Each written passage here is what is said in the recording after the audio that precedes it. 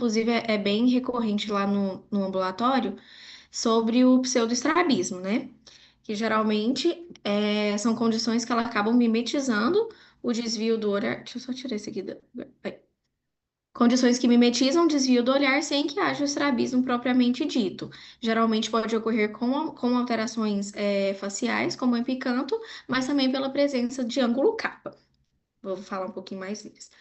O principal, acho que é o que a gente mais vê lá no ambulatório, são as alterações faciais, principalmente o epicanto ou a prega epicantal, que é uma alteração que mimetiza uma esotropia e está relacionada com essa presença dessa prega nasal, que gera uma aparência como se o olhinho tivesse desviado mais para nasal.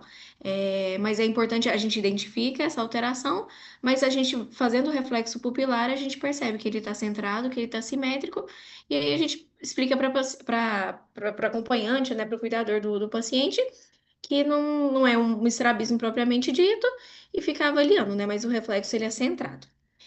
E Uma outra coisa, antes de você falar do ângulo capa, quando a gente vai orientar a família sobre o epicanto, a forma que eu acho mais fácil da mãe entender é mostrar a carúncula da gente. sim. Olha, tá vendo aqui que no canto do meu olho tem uma carne vermelha? Olha o olhinho do seu filho, vê que ela não tá lá. Não é que ela não existe, ela está escondida embaixo da pele. Você puxa a pele e mostra a carúncula da criança. Quando ela crescer, essa parte toda vai aparecer e o desvio vai desaparecer. É uma forma mais fácil da família entender o que, que é isso. Tá bom? Agora sobre o ângulo capa, ele é um ângulo que ele existe entre o eixo visual e o eixo pupilar anatômico. Geralmente ele é fisiológico até 5 graus, mas pode estar alterado e acabar gerando uma alteração no reflexo corneano, no reflexo pupilar. Pode ser tanto para nasal quanto para temporal. E aí a gente fala do ângulo capa positivo e o ângulo capa negativo. O ângulo capa positivo é quando acaba tendo esse desvio nasal do reflexo corneano que acaba simulando uma esotropia, né? Um exodesvio. E o ângulo capa negativo é o que acaba mimetizando uma esotropia, que tem um desvio temporal do reflexo corneano. Aqui nesse desenho dá para ver que tá mais para nasal, na verdade, né? Aqui. É. E aí acaba gerando o ângulo capa positivo, que aí acaba mimetizando uma esotropia. Mas aí quando a gente faz o cover, a gente percebe que esse reflexo ele não muda e tem que, de novo, tranquilizar a família, falar para tirar foto se realmente perceber que o olhinho tá mais tortinho, mas que geralmente é só uma alteração que mimetiza uma estrabismo. Agora, falando sobre as esotropias propriamente ditas, a primeira é a esotropia congênita, que também pode ser referida como infantil ou como a síndrome de Ciência. É uma isotropia constante, não acomodativa, que geralmente tem início antes dos 6 meses de idade e geralmente são em crianças neurologicamente normais, que não tem nenhum tipo de atraso. O ângulo do estrabismo geralmente é superior a 30 dioptrias prismáticas e está relacionado geralmente com uma ambliopia leve ou ausente. O erro refracional geralmente é de hipermetropia, mas diferente da acomodativa, da isotropia acomodativa, geralmente é uma hipermetropia leve a moderada. E tem algumas outras alterações que podem cursar no quadro clínico. Uma delas é a fixação cruzada, que é a fixação do olho, que ele fica em adução no hemicampo contralateral. Então, o paciente, quando ele vai olhar para a direita, ele não fixa com o olhinho da direita, ele acaba fixando com o olho da esquerda e o olho fica em adução. Isso pode acabar gerando, inclusive, torcicolo, né? Se continuar com essa fixação cruzada tanto de um lado quanto para o outro, pode gerar torcicolo. Também tem a anisotropia em V, que acaba que quando o paciente olha para cima, geralmente acaba tendo desvio, o olhinho abre um pouquinho em V. Pode ter uma assimetria do nistagmo optocinético, em que a direção nasal temporal ela fica menos desenvolvida. Então, quando a gente vai fazer o desvio lá com aquele. Agora eu esqueci, aquele aparelhinho que gira, né, das listrinhas. Quando a criança nasce, acaba que o nasal para temporal. É, Geralmente é o temporal nasal que ele é mais desenvolvido. Tem essa simetria quando a criança nasce, mas normalmente essa simetria vai se desfazendo durante o crescimento. Agora, quando tem o caso de esotropia congênita, muitas vezes pode ter a continuar essa assimetria. Então, o temporal para nasal vai continuar sendo mais desenvolvido. E por fim, pode ter também uma limitação bilateral da abdução, que geralmente que acontece quando tem esotropias de grande ângulo. E a esotropia congênita também está relacionada com algumas outras alterações secundárias, como o DVD, que é o desvio vertical dissociado, que geralmente está entre 50% a 90% dos casos, é bem comum. Também, também pode ter hipertrofia, hiperfunção dos músculos oblíquos inferiores, que está em cerca de 70% dos casos, o nistagmo latente, 40% dos casos, e, de novo, como eu já tinha comentado, a assimetria optocinética. Geralmente tem componente hereditário, então é sempre importante na anamnese a gente perguntar se tem algum caso na família também de esotropia. E a síndrome de monofixação primária geralmente é mais comum nos pais, nos familiares de crianças que têm esotropia congênita do que na população geral. Aí eu só falei um pouquinho do DVD, porque eu acho que a gente mais pra frente vai ter uma aula, acho que só disso, mas só comentando um pouquinho, é um desvio que ele ocorre em qualquer condição ocular que tem uma interrupção do desenvolvimento binocular precoce, né, desse desenvolvimento. Então, isso pode acontecer no estrabismo de início precoce, como é o caso da esotropia congênita, mas em outros casos, como na catarata congênita monocular e presença de opacidades corneanas. O início médio do DVD é de geralmente 2 a 3 anos de idade, e o que acontece é que o olho que não está fixando, quando tem essa interrupção da binocularidade, ele se eleva e ele roda externamente, né, que é o movimento de extorsão. Pode ocorrer de forma espontânea, especialmente relacionada à fadiga, que é a forma manifesta, mas também pode acontecer quando tem uma dissociação da binocularidade, como, por exemplo, quando o olho contralateral é ocluído, que é a forma latente. Aí só para mostrar, desses dois casos é a forma manifesta, né? Não tá tendo oclusão do olho, mas aí a gente percebe que um olhinho ele acaba ficando mais para cima e mais pro lado, né? Que é a extorsão. Na verdade, no primeiro caso, esse olho está Ah, ocluído. tá Ele está ocluído, né? É o ocluído, outro que tá não tá, é ocluído verdade. com Eu o estou filtro usando aqui. transparente. Mas Isso. o estímulo aqui, no caso, foi a oclusão da imagem Uhum. desse olho aqui, por isso que ele sobe. O Sim, outro não, o outro é manifesto. manifesta mesmo. Isso. Aí, o DVD, além dele subir e estorcer, ele ainda abduz. Uhum. Então, o olho sobe, vai para fora e estorce. Também pode estar associado com a hiperfunção dos músculos oblíquos inferiores, que está associado a ciclotorção de fundo de olho ou estrabismo em padrão em V. E ela pode ser graduada, essa hiperfunção de 0 a 4 cruzes, né, que seria a hiperfunção maciça, e geralmente é mais evidente em adução, né, quando é o movimento do olho em direção ao nariz. Mas também pode ser notada com uma elevação mais acentuada que acaba indo para o campo de ação dos músculos oblíquos superiores, desculpa. Então aqui a gente mostra, que quando a gente faz a abdução, percebe que um olhinho, ele acaba entrando no campo de ação dos oblíquos superiores, que elevam o olho, então acaba que um olhinho, quando ele desculpa, é aduz, né?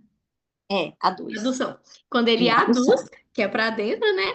Ele acaba se elevando porque o músculo oblíquo inferior puxa um pouquinho mais, ele acaba elevando. Isso dá para ver dos dois lados, nos dois movimentos. No tratamento da esotropia congênita, na grande maioria das vezes vai ser cirúrgico, e o objetivo é deixar o paciente com desalinhamento inferior a 10 dioptrias de esotropia, de modo que ele seja ao menos monofixador, sendo que a ortotropia ou a microesotropia, elas produzem um resultado melhor a longo prazo do que se deixar o paciente numa microexotropia. Até porque a tendência é a hipercorreção tardia desses Sim, desvios. Então, se você já deixa em micro XT, você acelera esse processo. sim. E algumas abordagens cirúrgicas podem ser feitas, como a reseção do bilateral dos retos mediais, a partir da inserção muscular, inserção muscular ou a partir do limbo. Pode ter um procedimento unilateral tanto de reseção quanto de ressecção dos músculos. E para ângulos maiores, às vezes pode ter uma abordagem seletiva de uma ressecção do reto lateral unilateral ou bilateral, que é uma cirurgia um pouco maior, né, que envolve 3 a 4 músculos horizontais. Também pode ser feito uso de toxina botulínica, tipo A. Pode ser feito de várias formas, tanto como um tratamento primário isolado, pode ser feito como um adjunto, né, pré-operatório, antes da cirurgia, uma parte de uma abordagem ampliada em conjunto com a cirurgia, ou no pós-operatório também, principalmente para tratar esotropia residual, né? Fez a cirurgia e ficou um pouquinho ainda de esotropia, pode fazer a toxina botulínica.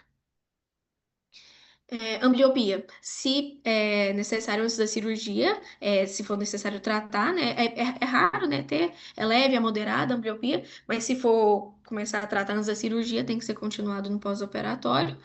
E a refração, ela é simples, ela é muito importante para a gente poder diferenciar se é uma esotropia congênita ou uma esotropia acomodativa. Então, tem que ser feita sobre uma cicloplegia bem feita.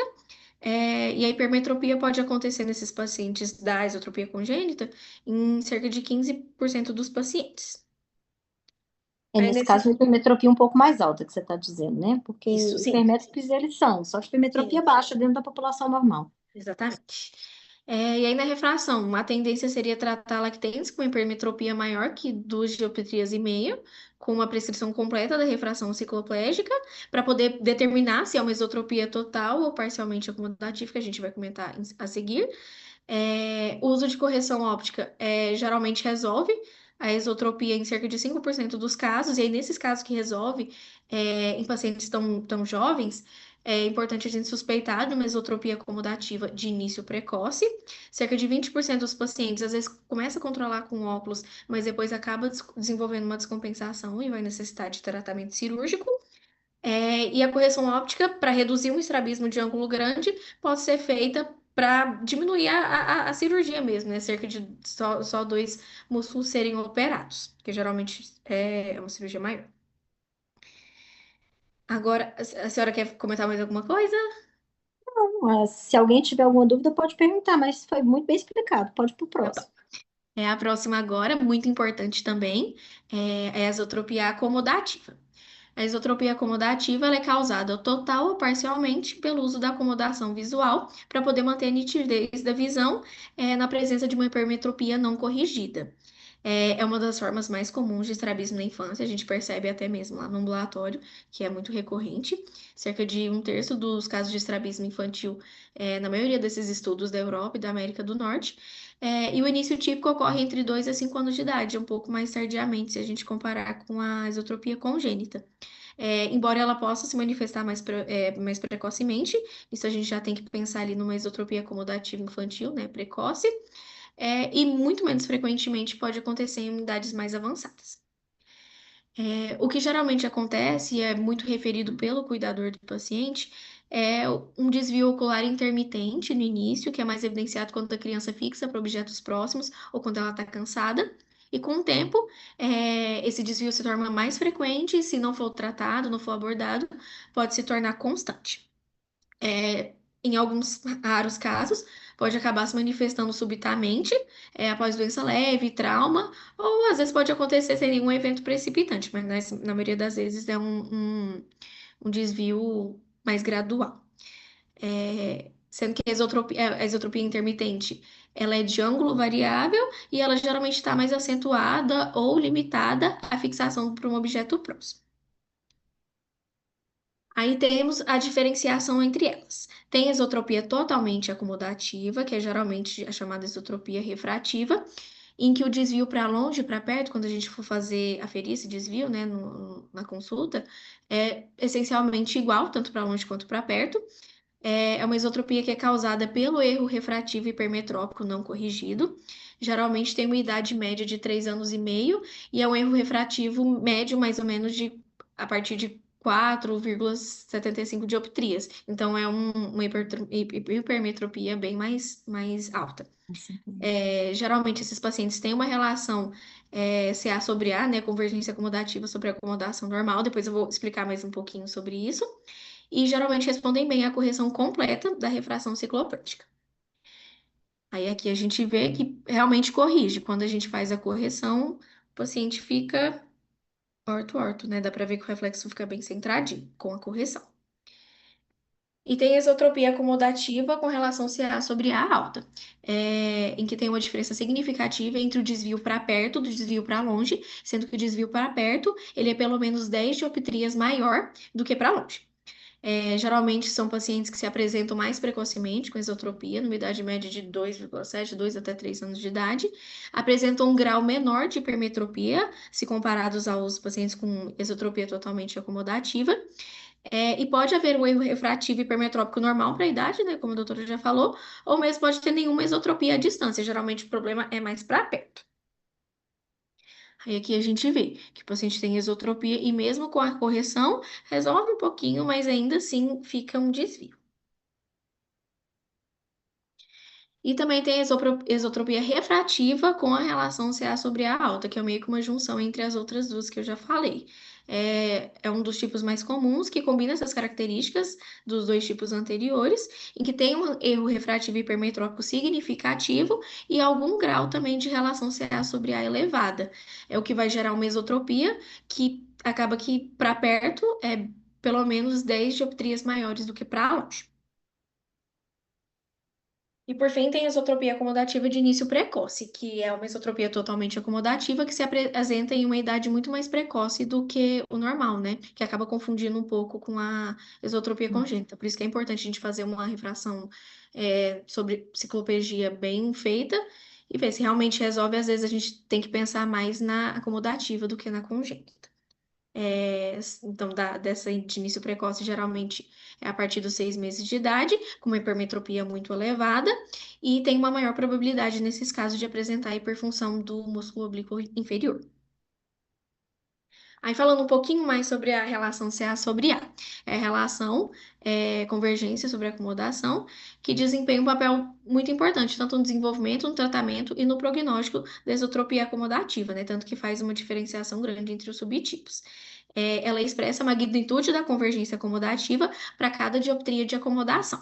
Esses pacientes que têm essa relação CA sobre A mais elevada, eles tendem a apresentar esotropia mais precocemente, têm uma probabilidade maior de necessidade de tratamento cirúrgico e eles apresentam um prognóstico pior em relação à visão binocular a longo prazo, né, de desenvolver a estereopsia. E aí tem duas formas, assim, na vida real, né, lá no ambulatório, acaba que a gente, para poder estimar isso, a gente faz o desvio para longe, o desvio para perto e compara, né, ver qual que é maior, qual que é menor. Mas existe uma forma formal de calcular, né? Acaba que a gente não faz Uhum. isso muito na prática, mas existe. Eu só vou comentar bem rapidinho. Tem dois métodos. Tem o método do gradiente, que acaba a gente mede o desvio a uma distância fixa, não tem essa distância para longe, para perto, a uma distância fixa enquanto aumenta a acomodação com a introdução de lentes positivas. Então, a relação sobre CA sobre A vai ser a distância de perto menos a distância de longe sobre o poder de dioptria que a gente usou para poder modificar esse desvio. E também tem o método heterofórico, que é um pouco mais difícil. E aí, nesse caso, no método de gradiente, a gente faz uma distância fixa. No método heterofórico, a gente mede o desvio tanto para longe quanto para perto e compara, levando em consideração a distância interpupilar. Então, a relação CA sobre A vai ser a distância interpupilar em centímetros, mais o desvio de perto, menos o desvio de longe, sobre a distância de fixação para perto. Basicamente é isso. E aí a gente acaba calculando essa relação. Mas na vida real, como eu comentei, a gente mais mede o desvio para longe, desvio para Compara, porque perto do e ponto de vista compara. prático, a gente precisa saber se a diferença é significativa para a gente ter que prescrever um óculos específico para isso, no qual a parte inferior é maior do que a parte superior, porque vai conter essa relação CA sobre A. Então, do ponto de vista prático, é muito mais importante a gente saber se tem diferença significativa dos dois desvios para fazer a prescrição do que quantificar exatamente de quanto ela é, né?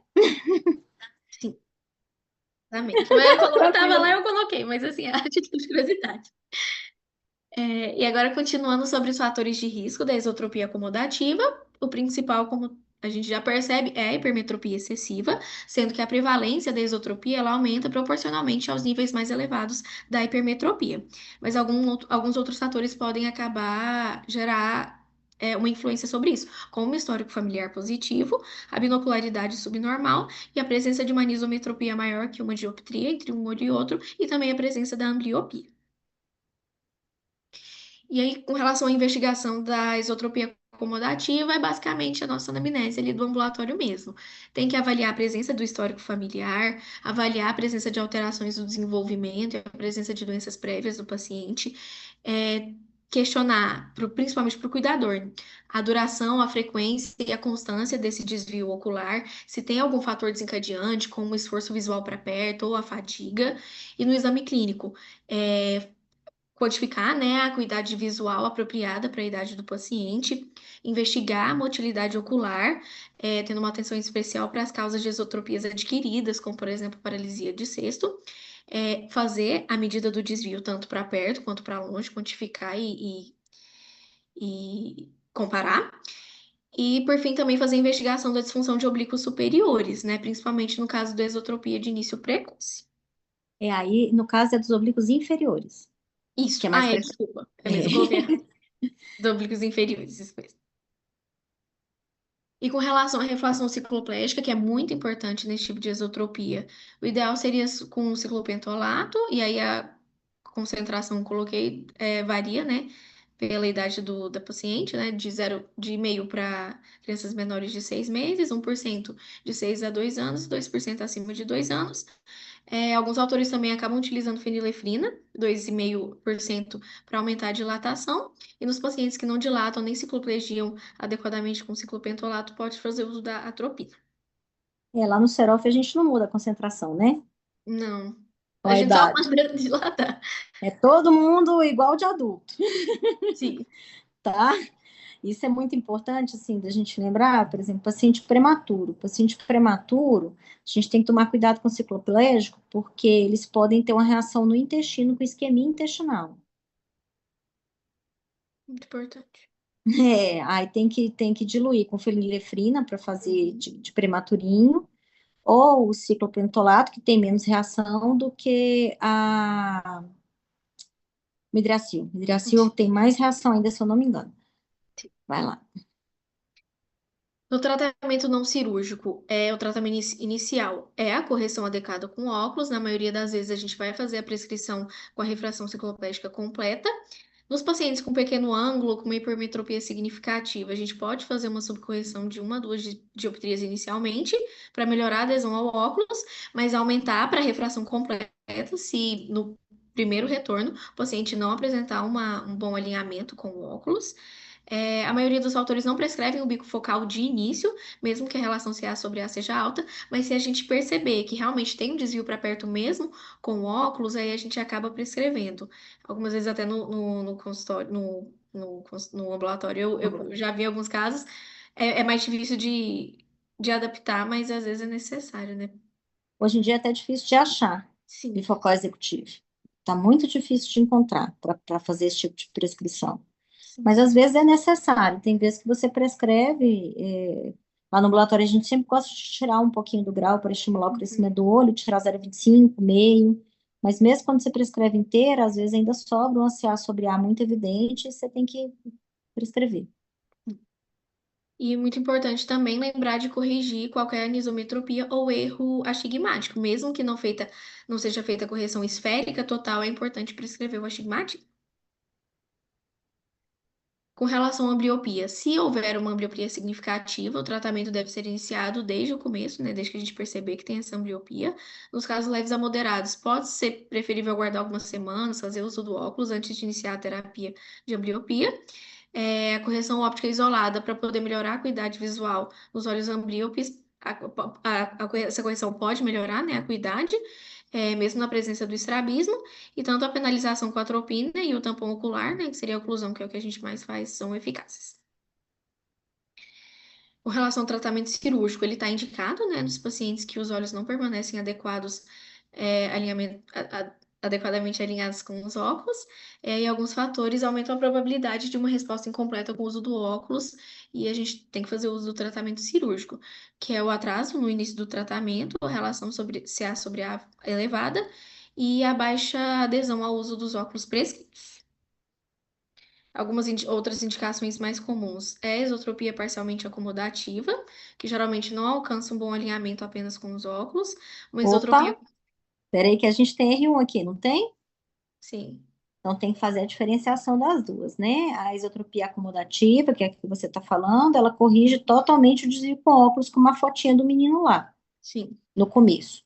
A parcialmente acomodativa é uma em que tem um componente que é corrigido com óculos, com a correção da hipermetropia, mas tem um outro componente associado que não é corrigido com óculos. Então, o desvio é maior sem óculos e ele diminui com óculos, mas ele não desaparece, sim. né? Beleza, continua. Agora sim. E a esotropia é acomodativa deteriorada, que são quando os pacientes inicialmente eles respondem bem ao uso do óculos, né? O desvio responde bem, mas acaba perdendo o controle ao longo do tempo, e a gente parte para a cirurgia. Pacientes com controle marginal, que têm um bom alinhamento à distância, mas que têm um residual de esotropia para perto e que não toleram, né, os bifocais, que seria uma opção nesse caso. E pacientes mais velhos, que ainda possuem o desvio mesmo ao retirar ou reduzir a correção óptica. É isso. Pode passar para a próxima? Pode. Tá todo mundo tão Agora, quietinho, acho que ninguém tem dúvida. a esotropia comitante adquirida é a próxima. É uma esotropia que tem o início súbito de uma esotropia concomitante não acomodativa. Geralmente ocorre entre o primeiro e o terceiro ano de vida, tem uma grande incidência familiar e, como eu já disse, tem um início súbito ou pode ser insidioso, na maioria das vezes súbito. Pode ocorrer diplopia ou confusão visual associada, e essa diplopia geralmente não é relatada pelas crianças pequenas, então a gente tem que investigar adaptações comportamentais. Então você fica virando muito roxinho, tampando o olhinho, a gente tem que investigar essa parte. E nesses casos, normalmente a gente tem um histórico presumido de olhos que previamente eram alinhados. Nessa investigação da esotropia concomitante adquirida, a gente tem que investigar a causa de perda de binocularidade. O que seria mais óbvio seria um histórico prévio de estrabismo, terapia de oclusão prévia, perda de visual monocular e miopia. Mas o principal seria excluir causas de patologias intracranianas, sendo que 5 a 10% dos casos de patologias intracranianas são de origem neurológica, mas que não tem nenhum outro sinal neurológico evidente. O único sinal que tem é essa esotropia, por isso que é importante a gente investigar. Caso a gente não tenha nenhum histórico de estrabismo, miopia, não tenha oclusão, aí a gente tem que pensar em patologias intracranianas que não estejam tão óbvias. Por que que a gente tem que pensar nisso? Porque entre essas patologias intracranianas, a principal delas é tumor cerebral. E aí a criança, ela morre. Então, assim, a questão não é nem a incidência, que é baixa, né? 5 a Uhum. 10%. A questão Sim, é o resultado do não tratamento. Então, chegou uma sim, criança dessa, não tem nenhuma outra suspeita. A criança está lá com diplopia, a primeira coisa que você tem que fazer é mandar para o neurologista para investigar tumor intracraniano. sim, Porque ele mata e o estrabismo não. sim. Vamos lá. E com relação a algumas causas, né, neurológicas da esotropia comitante adquirida, seria a disfunção de nervo abducente, hidrocefalia isolada, e como a doutora falou, tumores de cerebelo, tronco cerebral, de região hipofisária e de corpo caloso, as malformações de Arnold-Chiari e as doenças desmielinizantes. A gente tem que investigar bem. Acabei achando uma classificação dos tipos de esotropia comitante adquirida. A do tipo 1, que é relacionada à oclusão, está relacionada com uma disrupção temporária da fusão, geralmente por oclusão de um olho ou por trauma ocular. A do tipo 2 é idiopática, que geralmente tem um histórico de doença, trauma ou estresse físico ou psicológico, com um erro refracional mínimo e com uma capacidade de fusão preservada. E a do tipo 3, que é por insuficiência de divergência, que são crianças mais velhas e adultos com miopia, que o trabalho excessivo de perto acaba levando à incapacidade de equilibrar essas forças de convergência e de divergência e acaba gerando um aumento do tônus dos retos mediais e acaba gerando essa esotropia. Isso. Essa classificação é desse tipo de esotropia em adolescentes e adultos. Uhum, isso. Então, esses três tipos são mais comuns em pessoas mais velhas, Uhum, né? sim. Pode continuar.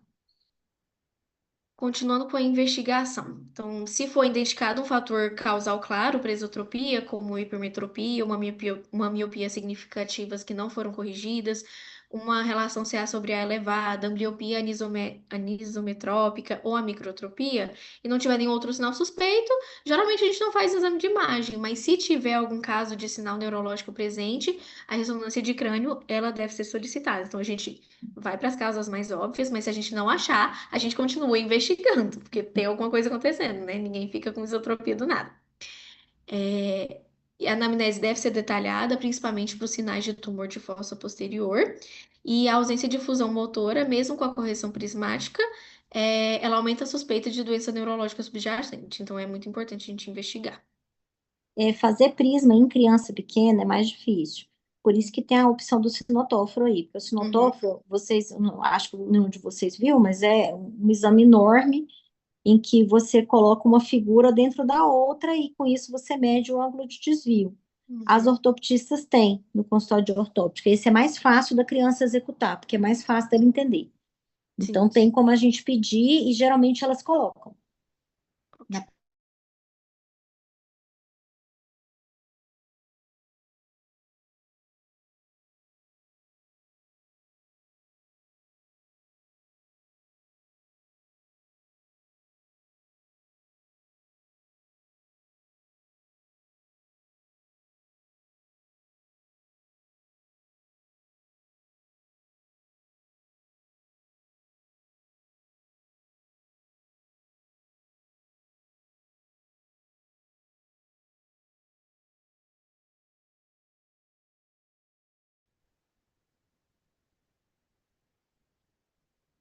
Pode seguir?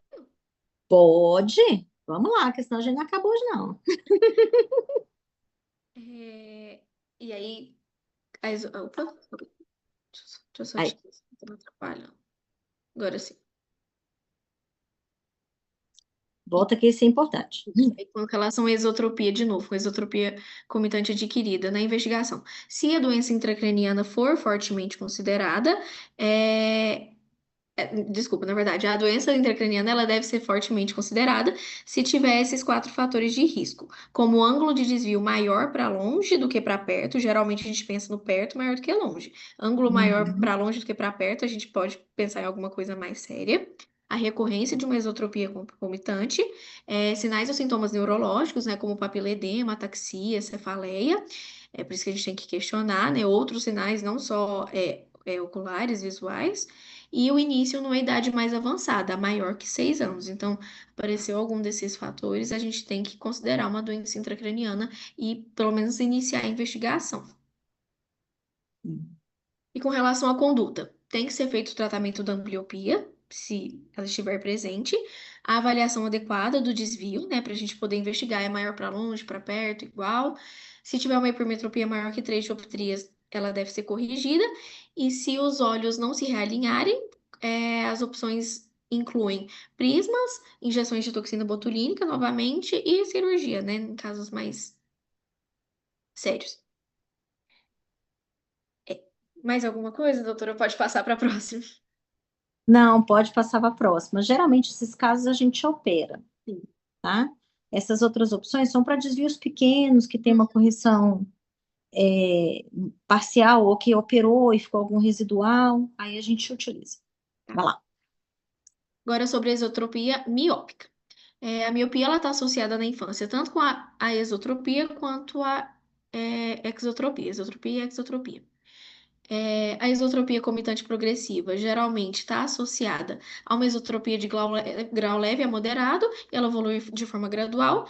E a esotropia associada à miopia elevada é mais comum nos casos de alta miopia patológica. Geralmente está relacionada também com degeneração na retina, então acaba gerando esotropia. E frequentemente também está relacionado com alterações anatômicas do globo ocular, devido a esse alongamento axial extremo, né? Porque a miopia é mais elevada. O quadro clínico tende a afetar adultos jovens, mas ele também pode se manifestar na infância. A isotropia geralmente é maior para longe, do que para perto, que é o tipo insuficiência de divergência, como eu já tinha comentado anteriormente naquela classificação do tipo 3. Ela pode estar associada a uma leve fraqueza de abdução e costuma se apresentar como uma diplopia intermitente à distância. Pode ocorrer com diplopia intermitente à distância. O desvio é variável e normalmente pode ser secundária à ambliopia, principalmente se a miopia for unilateral ou maior em um olho.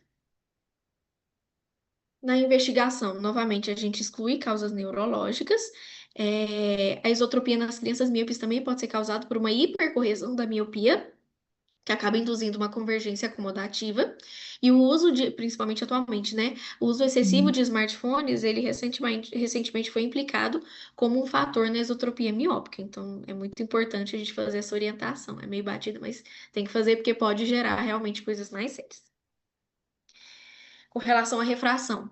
na esotropia miópica, é importante evitar a hipercorreção, porque ela pode acabar piorando, corrigir a anisometropia se ela estiver presente e tratar adequadamente a ambliopia também, se ela estiver presente. A cara do Dr. Gilmar, evitar hipercorreção de miopia. Ele já falava Ele disso pega no pé. antes disso tudo, antes de vocês estarem vivos, ele já falava disso, que não podia hipercorrigir. Ele estava certo. Tá mesmo. Com relação ao tratamento não cirúrgico, pode ser feito com prismas para corrigir a diplopia à distância. Toxina botulínica também pode ser feita, aplicação nos retos mediais. E o tratamento cirúrgico pode ser feito com a reseção dos retos mediais, mesmo se o desvio for maior para longe. A ressecção, desculpa, É o recuo dos mediais.